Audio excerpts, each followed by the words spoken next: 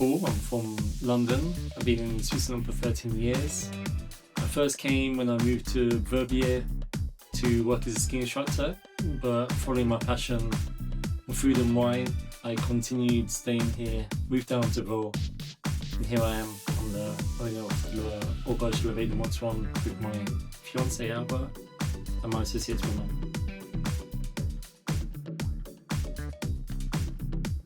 First 5 months have been excellent because everyone who's come here that knew us before are very happy for us to be here. Then the new clients are also enjoying the things that we're doing. The old clients are enjoying the things that we're doing. So for now, in everything that we're producing, it's good. The only hard thing is that it's all new to us, so we have to work extra hard to try to work things in the way that we want, and then try to plan ahead. The people who had this, the old director, the chef, had this place for 10 years before us. So for them, they knew it at the back of their hands. For us, each month is a new challenge, and each change is a new way of thinking for us. So even though it's an old restaurant, it's a new business startup in a way.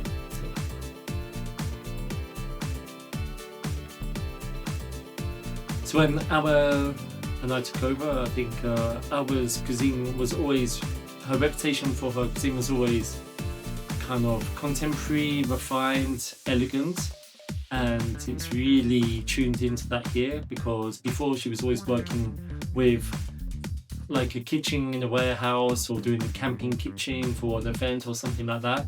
Now for her to have like a restaurant, a kitchen and a team, what she's delivering is beautiful. Like, it's beautiful, it's delicious, it's technical, and it's modern as well. It's not, it's not OTT. It's still quite professionally approachable, and everyone sees that as well. So a lot of people see that what she's doing is very refined. When the old clients feel they come in, it's not too dramatic. We just changed a few details when it comes to like the plates, the style of food that we're serving, but the philosophy is still the same. The creativity, the approach is still the same. So the old clients who come here, they feel comfortable because we haven't, totally changed it to make a Catalan restaurant, for example. So some people thought it might be like tapas or a la carte, and for us it was important to keep the tasting menu.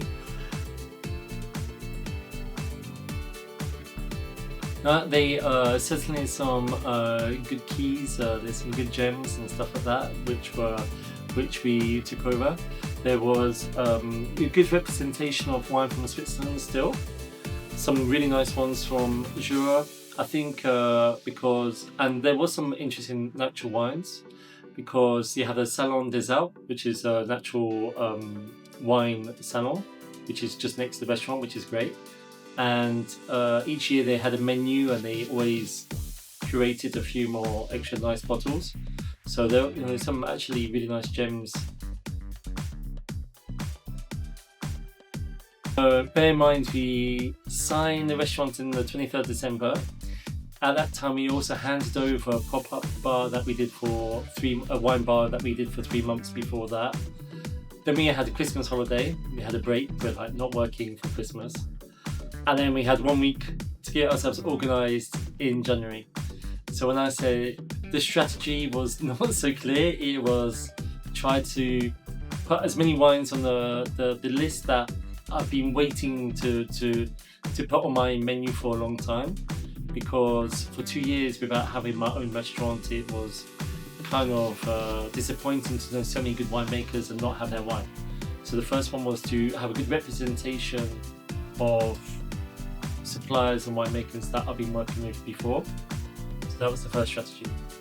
Now we're taking our time to now look more on the regions, what we're missing, what's important to have a good representation, not just for us, but also for the taste of anyone who comes through here.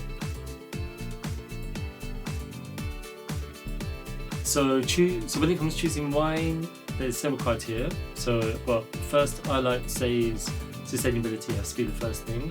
To try to find a winemaker who's at least not using chemicals in the vineyards.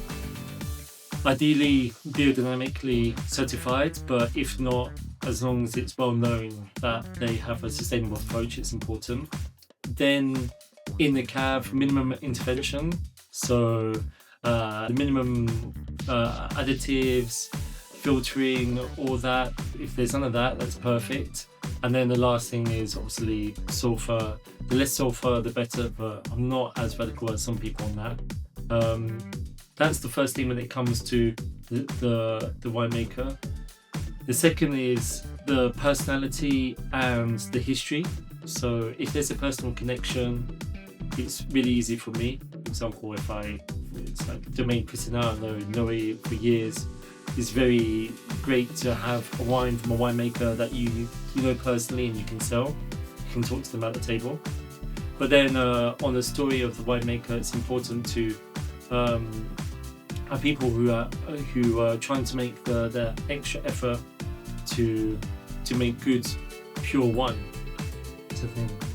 And then there's the last criteria, trying to create an eclectic wine list. So try to make it clear it's not just, this wine list is not the I think that's the bonus of being an outsider in the wine world is it's not just like a classic wine list and that you have this from this person. It's kind of a bit mixed. So there's stuff that people won't recognise, which is important as well. The more rarities you can find, the better. I thought there'd be more demand in the beginning, and I saw, okay, I really see that still we're quite outside of Lausanne. We're not in the city centre. We're not like in the centre of London. We can't just put natural wine and sell it like you could there. So the best approach is that in the pairing, in the wine pairing, people are a bit more epicurious, people are a bit more open. So I kind of put the natural wines in this list.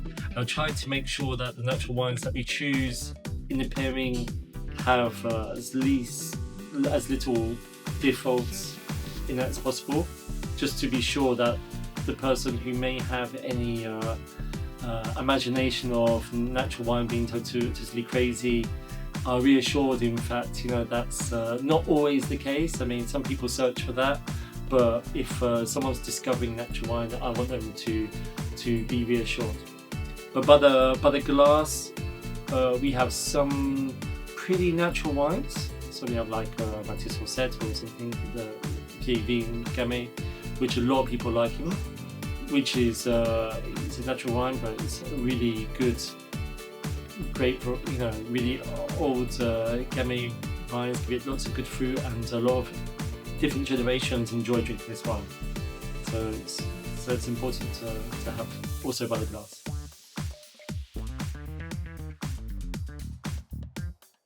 As it's still the first 5 months, we're still not that far in planning so far in advance.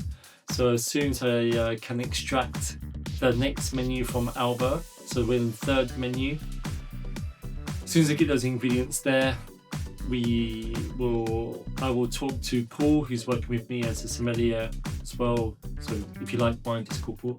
I will talk to him, we discuss which bottles that we have in stock that we can try. And then for the first week, we will basically see how the customer feedback is.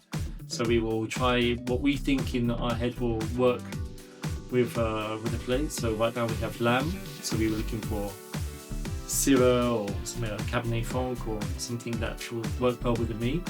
So we will try a few things, and then once we know, okay, this is working, then we will order more that way. It's good to experiment. Yeah. It's not as sexy as some people like because it's a chasselas. But we have a cauliflower with fondue and cream, and we have a chasselas which is from Domaine Vincent Limoges, but it's L'Origine, which is a natural chasselas. And it's funny because when we did the test dinner, I served this to the Sundic, and apparently he called up the domain and bought a couple of boxes. So he called me to say thanks, and I was like, and it's kind of funny because it's nice. It's light, it's refreshing, and it works really well with the vegetables. And I find that I always want to have like a chasselas in the pairing, because if it has to be a different type of chasselas, because a lot of Swiss people still enjoy drinking chasselas, but when they come here they don't want to drink chasselas for some reason. And I have a lot of chasselas, so I want people to discover the different styles that this grape variety can deliver.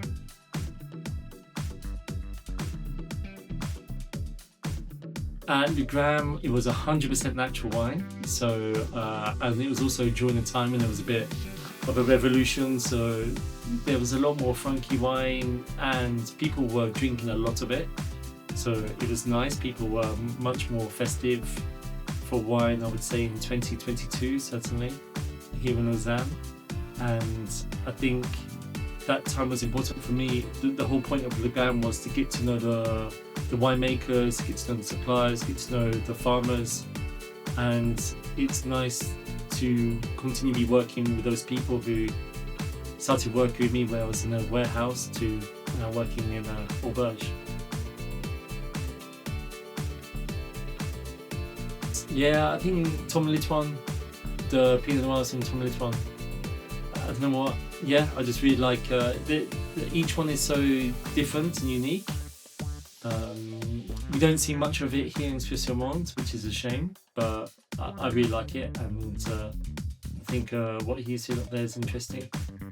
But I'm always trying to discover new things, and I think each week it's a challenge to try to taste as many wines as possible.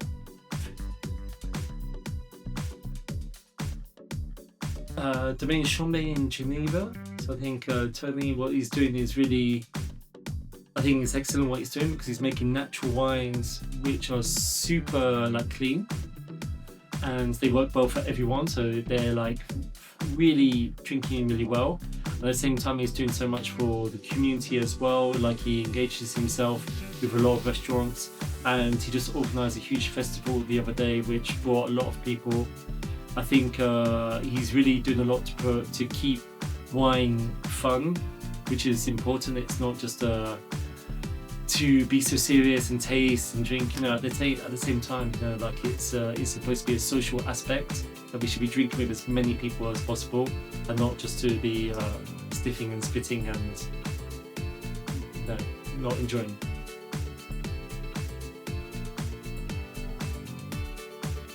So so from when I had Le Gram, we always worked up with farmers, and when we moved here, we just naturally continued working with some of our suppliers, and then we also took on some new suppliers here in the forest, because we have some new neighbours who are even closer. So it's great for us to be working, just with the people who are living next to you and in their farm. For example, the family Michaud is at the end of the road. They have their Rüderkolzer, which is fused with the sapin from the forest, or we have their beef on the menu, and they come here to eat as well, and it's a very nice connection. And then the best bit as well for me personally is the forest. It's nice to be able to just go out in the morning, pick some flowers for the menu, for just putting on the cocktails, or if it's to collect some herbs or some not flour, but from pine needs to make I'm making a chillon with sapin, the bourgeon de pin.